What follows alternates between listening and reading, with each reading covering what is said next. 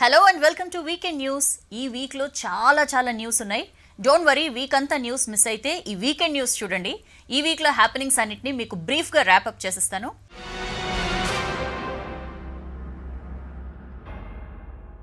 ముందుగా ఈ వీక్లో మనం మేజర్గా చెప్పుకోవాల్సింది తెలంగాణ మలిదశ ఉద్యమం అనగానే మనకి సకల జనుల సమ్మె, మిలియన్ మార్చ్ ఇలాంటివన్నీ కూడా ఒక బెంచ్ మార్క్ సెట్ చేసి పెట్టాయి కదా. అలాంటి మిలియన్ మార్చ్ ఎంతోమంది లక్షలాది మంది తరలి వచ్చి ట్యాంక్ బండ్ దగ్గర మొత్తం అంటే ప్రత్యేక రాష్ట్రం మాకు కావాలి అన్న బాగా బలంగా నాటుకుపోయిన వాళ్ళ కోరిక, బలమైన కోరిక ఏదైతే ఉందో, ఆకాంక్ష ఏదైతే ఉందో దాన్ని బలంగా చెప్పిన మిలియన్ మార్చ్ అందరికీ గుర్తొస్తుంది. ఆ మిలియన్ మార్చ్కి కరెక్ట్గా 10 ఏళ్ళు అయిందండి.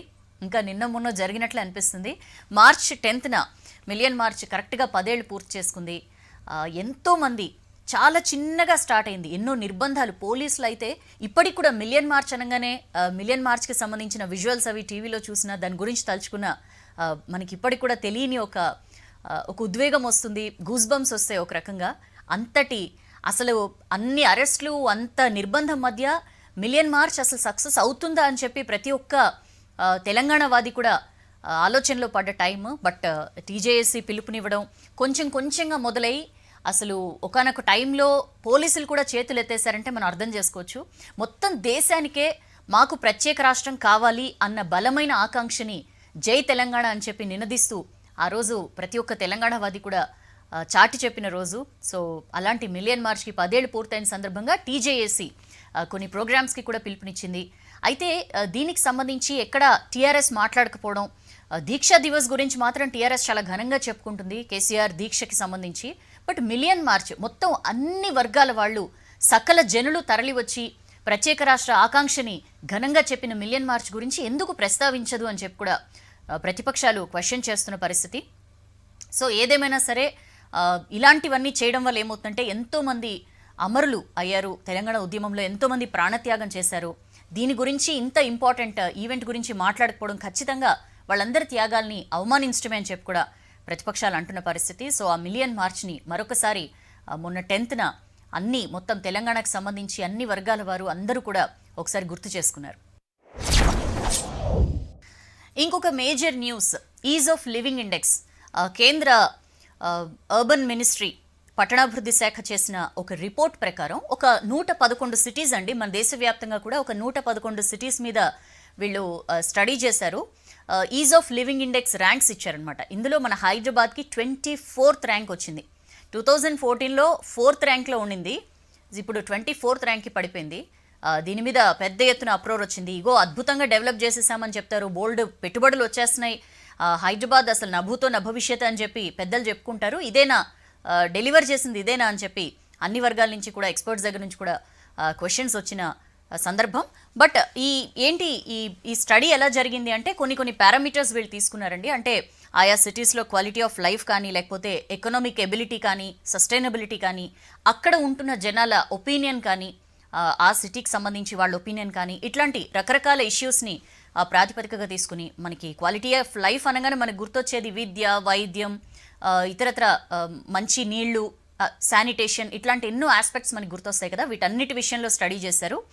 ఫస్ట్ ర్యాంక్ వచ్చి బెంగళూరుకి ఫస్ట్ ప్లేస్ వచ్చింది, ఇందులో సెకండ్ ప్లేస్ పూణే వచ్చింది, థర్డ్ ప్లేస్లో అహ్మదాబాద్ నిలిచింది. మన హైదరాబాద్కి 24th ర్యాంక్ వచ్చింది. వైజాగ్ మన పక్క రాష్ట్రం ఆంధ్రప్రదేశ్కి సంబంధించిన main city Vizag 15th rank తెచ్చుకుంది. అయితే ప్రభుత్వ పెద్దలు చెప్పేదానికి గ్రౌండ్ సిచ్యుయేషన్కి ఇగో జమీన్ ఆస్మాన్ ఫరక్ ఉంది అని చెప్పి చాలామంది ఎక్స్పర్ట్స్ కూడా ఈ రిపోర్ట్ చూసిన తర్వాత మండిపడ్డ పరిస్థితి. అయితే జీహెచ్ఎంసీ మేయర్ విజయలక్ష్మి దీన్ని తీవ్రంగా ఖండించారండి. ఇది టోటలీ అన్యాక్సెప్టబుల్ అని చెప్పి ఆమె అన్నారు. ఎందుకంటే ఎన్నో ఇంటర్నేషనల్ ఆర్గనైజేషన్స్ ఎన్నో రకాల సర్వే చేస్తే అన్నిట్లో కూడా Hyderabad is the best developed city అని చెప్పి ఇచ్చారు. స్టాండర్డ్ ఆఫ్ లివింగ్ కానీ అన్ని రకాలుగా బాగుంది హైదరాబాద్, ఎంతోమంది ఇక్కడ ఉండడానికి ఇష్టపడతారని చెప్పి ఇట్లా అనేక రకాలుగా ఎన్నో సంస్థలు రిపోర్ట్లు ఇస్తే ఇదేంటి ఇంత సంబంధం లేకుండా ఉందేంటి రిపోర్ట్, ఇది చాలా అన్ఫెయిర్గా ఉంది, అంటే వాళ్ళు స్టడీ చేసిన విధానమే కరెక్ట్గా లేదు అని చెప్పి జిహెచ్ఎంసీ మేయర్ అన్న పరిస్థితి. అయితే ఇంకొక ఇంట్రెస్టింగ్ థింగ్ ఏంటంటే మొన్న ఇది జరిగింది, ఈ సర్వే జరిగింది 2020 జాన్ నుంచి మార్చ్ వరకేనండి. ఇన్ఫ్యాక్ట్ తర్వాత వరదలతో ఏదైతే మొత్తం ఇది హైదరాబాద్ అని చెప్పి అందరూ ఆశ్చర్యపోయారు, వరదలతో మొత్తం అంతా వెనిజ్ అయిన పరిస్థితి. దానికి సంబంధించి ఇంకా అసలు ప్రాతిపదికలోకి తీసుకోలే. ఒకవేళ దాన్ని కూడా పరిగణలోకి తీసుకుంటే మరి ఇంకెలాంటి ర్యాంక్ వచ్చేదో కానీ. బట్ అన్నిట్లో అద్భుతంగా ఉన్నాం మనం, ఈ ర్యాంక్ కరెక్ట్ కాదు అని చెప్పి జిహెచ్ఎంసీ మేయర్ కానీ అధికార పార్టీ నాయకులు కానీ అంటుంటే, వాస్తవం మాత్రం అంటే కేంద్ర పట్టణాభివృద్ధి శాఖ ఇచ్చిన రిపోర్ట్ మాత్రం ఇట్లా ఉంది. హైదరాబాద్ ర్యాంక్ 4th నుంచి 24th పడిపోయింది. ఇంకా గ్రాడ్యుయేట్ ఎమ్మెల్సీ ఎలక్షన్స్ చాలా దగ్గరకు వచ్చేసాయి. మేబీ ఇది టెలికాస్ట్ అయ్యే టైంకి, సెకండ్ టైం టెలికాస్ట్ అయ్యే టైంకి మేబీ ఎలక్షన్స్ జరుగుతుండొచ్చు. అయితే బోగస్ ఓట్లండి, మామూలుగా మనకి జనరల్ ఎలక్షన్స్లో ఈ బోగస్ ఓట్ల గురించి మనం వింటూ ఉంటాం. ఈ గ్రాడ్యుయేట్ ఎమ్మెల్సీ ఎలక్షన్స్లో కూడా బోగస్ ఓట్లు పెద్ద ఎత్తున ఉన్నాయని చెప్పి తీన్మార్ మల్లన్న సాక్ష్యాధారాలతో సహా కంప్లైంట్ ఇచ్చిన పరిస్థితి. ఏంటంటే ఈ ఓటర్ల పేరుతో ఉన్న అడ్రస్లో నేరుగా వేరే వేరే వాళ్ళ పేర్లు చేర్చేశారు. మెయిన్గా ఒక ప్రైవేట్ యూనివర్సిటీకి చెందిన స్టాఫ్ పేర్ల మీద బోగస్ ఓట్లన్నింటినీ సృష్టించారు అనేది ఫిర్యాదు. ఇంట్రెస్టింగ్గా ఏంటంటే కొత్తగూడెంలో అయితే ఒకే ఇంటికి సంబంధించి 20 ఓట్లుంటే ముగ్గురం మేమే కానీ ఆ 17 మంది ఎవరో మాకు తెలియదని చెప్పి ఓనర్ చెప్పారంటేనే మనం అర్థం చేసుకోవచ్చు. ఇట్లా బోలెడన్ని సుమారు 20,000 బోగస్ ఓట్లు ఉన్నాయి ఆ ఒక్క ప్రాంతానికి సంబంధించి అని చెప్పి కూడా ఈ ఫిర్యాదులో తీన్మార్ మల్లన్న చెప్పారు. అయితే దీని మీద చాలా లేట్గా రియాక్ట్ అయింది అండి ఎలక్షన్ కమిషన్. ఓకే, వీటిని పరిశీలించాము, దీని మీద విచారణ చేపడతామని చెప్పింది. అయితే ఇలా చెప్తూనే ఈ బోగస్ ఓట్ల విషయంలో మేము ఇప్పుడు ఏం చేయలేము, అంటే వీళ్ళు ఓటేయకుండా మేము ఆపలేము అని చెప్పి క్లియర్గా చెప్పేసింది. వీళ్ళట విచారణ చేయిస్తారట, వాళ్ళు రిపోర్ట్ ఇస్తారంట, ఇచ్చిన తర్వాత ఎవరు దీనికి బాధ్యులు అనే దాని మీద గుర్తించి వాళ్ళ మీద చర్యలు తీసుకుంటారట. బట్ ఈ బోగస్ ఓటర్లతో ఓట్లు మాత్రం యాజ్ ఇట్ ఈస్గా వేయించేసుకోవచ్చట. దీంతో మనకి క్లియర్గా దొంగ ఓట్లని అప్రూవ్ చేసినట్లు అయింది అన్న పెద్ద ఎత్తున విమర్శలు కూడా వినిపిస్తున్న పరిస్థితి. ఈ వీక్లో జరిగిన ఇంకొక ఇంట్రెస్టింగ్ థింగ్ ఏంటంటే, సడన్గా ఉద్యోగ సంఘాల నాయకులు ప్రగతి భవన్కి వెళ్ళి సీఎం కేసీఆర్ని కలిసి బయటకు వచ్చి టపకాయలు పేల్చేసుకున్నారు. మాకు ఏపీ కంటే కూడా ఎక్కువగా ఇస్తా అన్నారు ఫిట్మెంట్ అని చెప్పి వాళ్లతో లీకులు ఇప్పించారు అని చెప్పి కూడా పెద్ద ఎత్తున విమర్శలు. క్లియర్గా ఇది కోడ్ ఉల్లంఘన కిందకే వస్తుంది అని చెప్పి ప్రతిపక్షాలన్నీ కూడా విమర్శిస్తున్న పరిస్థితి. కొంచెం మీకు గుర్తుంటే 2018 మేలో ఇట్లనే సుదీర్ఘంగా అప్పుడు 5:30 గంటల సమావేశం పెట్టారు, మొన్న మాత్రం 4 గంటలతో ముగించారు. అప్పుడు కూడా పెద్ద ఎత్తున చర్చలు జరిగాయి, ఆహా ఓహో అన్నారు. అసలు ఇదేంటి అదేంటి, అడిగిన దానికి అడగని దానికి కూడా అన్నిటికీ కూడా కేసీఆర్ హామీలు ఇచ్చేయడం, బయటకు వచ్చి ఉద్యోగ సంఘాల నాయకులు ఆహా ఓహో అని పొగిడేయడం, పాపం ఉద్యోగులు కూడా నమ్మేశారు. ఇప్పుడు వాళ్ళు ఫీల్ అవుతున్నారు, అప్పుడు అనవసరంగా బోల్డ్ అని పాల ప్యాకెట్లు వేస్ట్ చేశామే అని చెప్పి, ఎందుకంటే అన్ని పాలాభిషేకాలు చేశారు. ఇప్పుడు మాత్రం క్లియర్గా అప్పటి నుంచి ఇప్పటిదాకా ఏమీ జరగలేదన్న విషయం ఉద్యోగులకి క్లియర్గా అర్థమైంది. అందుకనే ఉద్యోగ సంఘాల నాయకులతో లీక్ ఇప్పించిన తర్వాత చాలామంది తెలంగాణ లీడర్స్ వాళ్ళకి ఫోన్లు చేసి అడుగుతున్నారట, ఏమంటున్నారు ఉద్యోగులు, రెస్పాండ్ అవుతున్నారా, మన వైపు కొంచెం పాజిటివ్గా ఆలోచిస్తున్నారా, ఇలాంటి హామీల మీద ఎట్లా అంటున్నారంటే ఉద్యోగులు ఎవరు నమ్మట్లేదని చెప్పి ఉద్యోగ సంఘాల నాయకులు వాళ్ళకి ఆన్సర్ చెప్తున్న సిచ్యుయేషన్. సో ఏదో ఒక రకంగా ఉద్యోగులు కోపంగా ఉన్నారు, వాళ్ళని ఏదో ఒక రకంగా మన దారికి తెచ్చుకుందాం అని చెప్పి పాపం అధికార పార్టీ ప్రయత్నిస్తోంది, కానీ పెద్దగా వాళ్ళ పప్పులేమీ ఉడకని పరిస్థితి అయితే మనకు కనిపిస్తోంది. ఇదిలా ఉంటే ఇంకా రకరకాలుగా ఆదివారం రోజు పోలింగ్, ఆ రోజు మిషన్ భగీరథ లేకపోతే రిజిస్ట్రేషన్ శాఖ ఇలాంటి కార్యాలయాల్లో కంపల్సరీ ఉద్యోగులు హాజరవ్వాలి, సెలవు రోజు కూడా ఉద్యోగులు హాజరవ్వాలి అని చెప్పి ఆదేశాలు వచ్చాయంటే మనం అర్థం చేసుకోవచ్చు ఉద్యోగులు వ్యతిరేకంగా ఉన్నారు కాబట్టి వాళ్ళని ఏదో ఒక రకంగా ఆ రోజు డ్యూటీలో పెట్టేస్తే కొంతవరకైనా సరే వాళ్ళు ఓట్లు వేయకుండా ఉంటారు అన్న ఆలోచన కూడా క్లియర్గా కనిపిస్తోంది. ఏం చేసైనా సరే అయితే మంచి చేసుకుని, లేకపోతే కనీసం వాళ్ళ ఓట్లు పడకుండా చూసి ఇట్లా ఏ రకంగా అయినా సరే ఉద్యోగుల వ్యతిరేకతని ఎట్లయినా సరే దాని నుంచి తట్టుకోవాలి, దాని నుంచి షీల్డ్ చేసుకోవాలని చెప్పి అధికార పార్టీ మాత్రం ముప్పు తిప్పలు పడుతోంది. ఎలక్షన్స్ టైంలో అబ్బో ఇన్ని ఉద్యోగాలు ఇచ్చేసాం అన్ని ఉద్యోగాలు ఇచ్చేస్తామని చెప్తుంటారు కదా. మొన్న మధ్య మంత్రి కేటీఆర్ కూడా చెప్పారు 132,000 ఉద్యోగాలు ఇచ్చాము అని చెప్పి. ఇందులో 23,000 జాబ్స్ ఉన్నాయి ఆర్టిజన్స్వి, వాటి రెగ్యులరైజ్ చేశాము అని చెప్పి కూడా క్లియర్గా చెప్పారు కదా. బట్ వాస్తవ పరిస్థితి అందుకు చాలా డిఫరెంట్గా ఉందండి. ఎందుకంటే చేసేసామని చెప్పి సర్కార్ చెప్తోంది, బట్ ఊరికే నామకే వాస్తేగా కాంట్రాక్ట్ వర్కర్స్ని ఆర్టిజన్స్ అని చెప్పి మమ్మల్ని జస్ట్ పేరు మార్చారు, ఆర్టిజన్స్ అని చెప్పి పేరు మార్చారు తప్ప దానికి సంబంధించి బెనిఫిట్స్ ఏవి కూడా మాకు అందట్లేదు అని చెప్పి ఈ విద్యుత్ శాఖలో ఆర్టిజన్ కార్మికులు గళం విప్పుతున్న పరిస్థితి. వాళ్ళు చాలా గట్టిగా మాట్లాడుతున్నారు. ఎందుకంటే హైకోర్టు చెప్పింది క్లియర్గా సర్వీస్ రూల్స్ వర్తింప చేయాలి అని చెప్పి, బట్ అవేవి కూడా మాకు వర్తింప చేయట్లేదు, మాకు మినిమం సౌకర్యాలు కూడా ఈఎస్ఐ లాంటివి కూడా మా దగ్గర కట్ చేసి మాకు ఎలాంటి బెనిఫిట్స్ లేకుండా, అంటే రెగ్యులర్ ఎంప్లాయీస్ ఎవరైతే ఉంటారో వాళ్ళతో సమానంగా మాకు బెనిఫిట్స్ ఇవ్వాలని చెప్పి హైకోర్టు చెప్పినా సరే వేటిని కూడా మాకు అమలు చేయట్లేదు, జస్ట్ ఒక పేరు మాత్రం మార్చారని చెప్పి వీళ్ళు ఆందోళన చేస్తున్న పరిస్థితి. వీళ్ళందరూ ఆందోళనకి దానికి పిలుపునిచ్చారు, ఉద్యమం చేస్తున్నారు, నిరసనలు వ్యక్తం చేస్తున్నారు. అయితే ఎట్లయినా సరే వీళ్ళని భయపెట్టాలనే ఉద్దేశంతో ఎవరైతే విద్యుత్ కాంట్రాక్ట్ వర్కర్స్ యూనియన్ ప్రెసిడెంట్ ఉన్నారో నాగరాజుని యాజమాన్యం సస్పెండ్ చేసిన పరిస్థితి. అయితే ఇంకా ఇంతేనేమో, మన బతుకులు మారవేమో, ఇంకా పర్మనెంట్ కాలేమేమో అని చెప్పి జస్ట్ 3 days గ్యాప్లో అండి, 3 days గ్యాప్లో 2 ఆర్టిజన్ వర్కర్స్ సూసైడ్ చేసుకుని చనిపోయిన పరిస్థితి.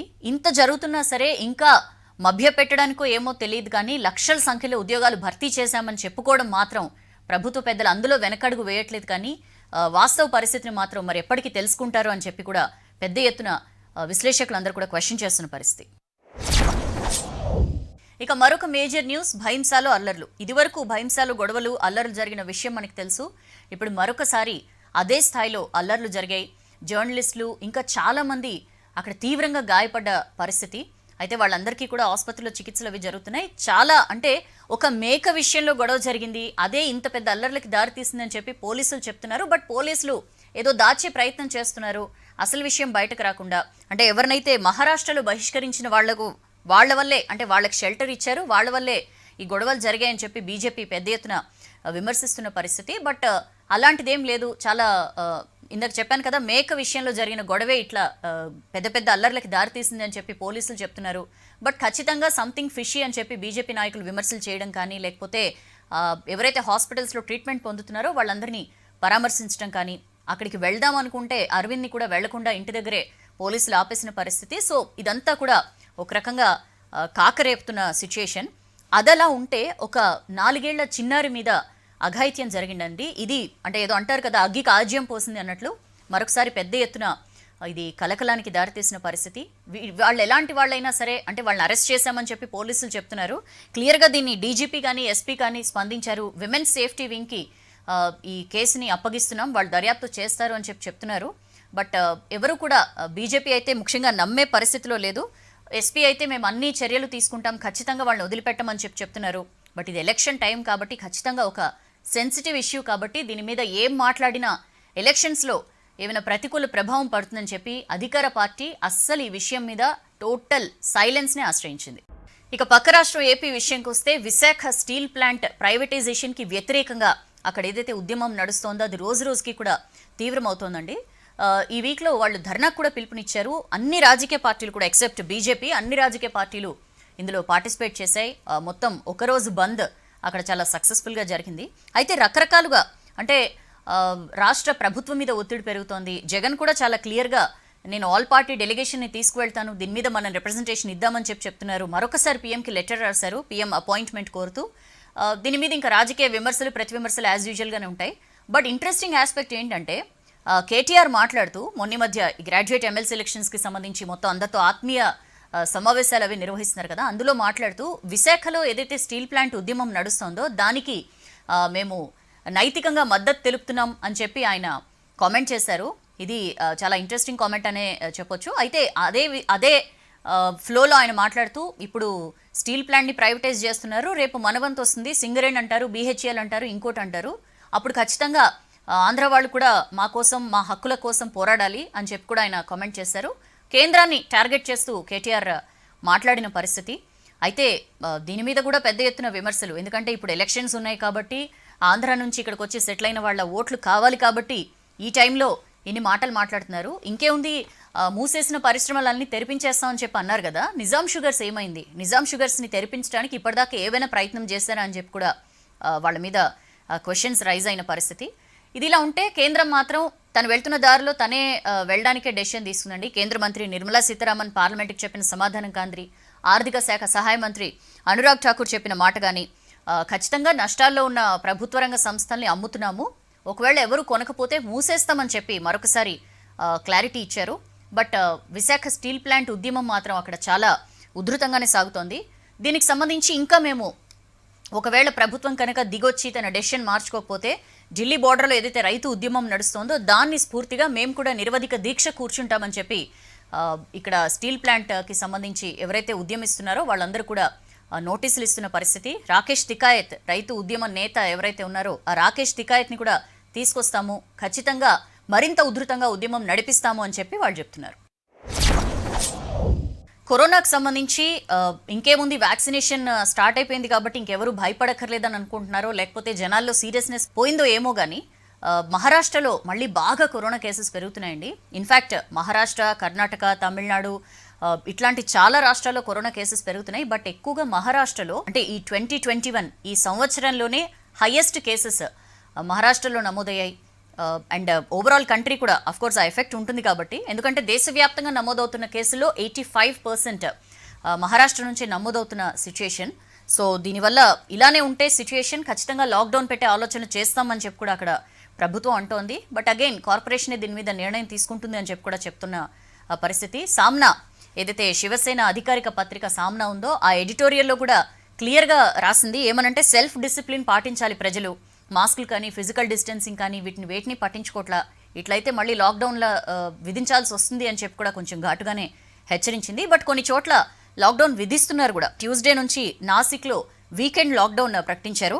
అలాగే థానేలో కూడా 11 హాట్స్పాట్స్ని గుర్తించారు. మార్చి 31 వరకు అక్కడ లాక్డౌన్ ఉంటుందని చెప్పారు. అలాగే నాగ్పూర్లో 15th నుంచి ఒక 1 వీక్ పాటు చాలా స్ట్రిక్ట్గా లాక్డౌన్ ఇంప్లిమెంట్ చేస్తామని చెప్పి కూడా మహారాష్ట్ర గవర్నమెంట్ ప్రకటించింది. ప్రజలు కనుక సెల్ఫ్ డిసిప్లిన్ పాటించకపోతే మరొకసారి మహారాష్ట్ర మొత్తం కూడా స్టేట్ వైడ్ లాక్డౌన్ ప్రకటించాల్సి వస్తుంది అని చెప్పి కూడా పదే పదే అధికారులు కానీ లేకపోతే అక్కడున్న ప్రభుత్వ పెద్దలు కానీ హెచ్చరిస్తున్న సిచ్యుయేషన్. ఇక ఢిల్లీ బార్డర్స్లో ఏదైతే రైతు ఉద్యమం జరుగుతోందో, కేంద్రం తీసుకొచ్చిన వ్యవసాయ చట్టాల్ని రద్దు చేయాలి అని చెప్పి వాళ్ళు ఏదైతే పట్టుదలగా డిమాండ్ చేస్తూ వస్తున్నారో, రైతు ఉద్యమం స్టార్ట్ అయ్యి 100 రోజులు అయిపోయిందండి. మార్చి 6న 100వ రోజు ఉద్యమం చేరుకున్న పరిస్థితి. ఆ రోజున హైవేల దిగ్బంధం చేశారు. అండ్ విమెన్స్ డే రోజున మహిళా రైతులందరూ కూడా ఉద్యమంలో పాల్గొన్న పరిస్థితి. ఎక్కడ కూడా అంటే రెండు, ఇటు కేంద్రం ఇటు రైతు సంఘాల మధ్య ఏదైతే పీఠముడు ఏదైతే ప్రతిష్టంభన ఉందో అది అట్లానే కంటిన్యూ అవుతోంది. రద్దు చేయాల్సిందే అని చెప్పి రైతు సంఘాలు పట్టుబడుతుంటే, మేము సవరణలకి మేము రెడీ, బట్ మీరు అట్లా మెట్టు దిక్కపోతే ఎట్లా అని చెప్పి కేంద్రం చెప్తున్న పరిస్థితి. ఒక జనవరి 21 తర్వాత ఇటు రైతు సంఘాలకి కేంద్రంకి మధ్య చర్చలు కూడా జరగలేదు. వాళ్ళు అక్కడే ఆగిపోయారు. వీళ్ళు కూడా ఇట్లానే ఉండిపోయిన పరిస్థితి. రద్దు చేసి తీరాల్సిందే అని చెప్పి వాళ్ళు డిమాండ్ చేస్తున్నారండి. ఇంకా ఉద్యమాన్ని ఉధృతం చేస్తామంటున్నారు. అక్కడ టిక్రీ బోర్డర్లో అక్కడ టెంట్స్ కానీ లేకపోతే ట్రాక్టర్స్ కానీ ఇవన్నీ క్రమక్రమంగా పెరుగుతున్న పరిస్థితి. ఇంకా చాలా మందిని అక్కడికి తీసుకొస్తున్నారు. ఈ 26న మరొకసారి 1,00,000 ట్రాక్టర్లతో ర్యాలీ చేస్తామని చెప్పి రాకేష్ తికాయత్ చెప్తున్నారు. అప్పటికి కరెక్ట్గా 4 నెలలు అవుతుంది రైతు ఉద్యమం స్టార్ట్ అయ్యి.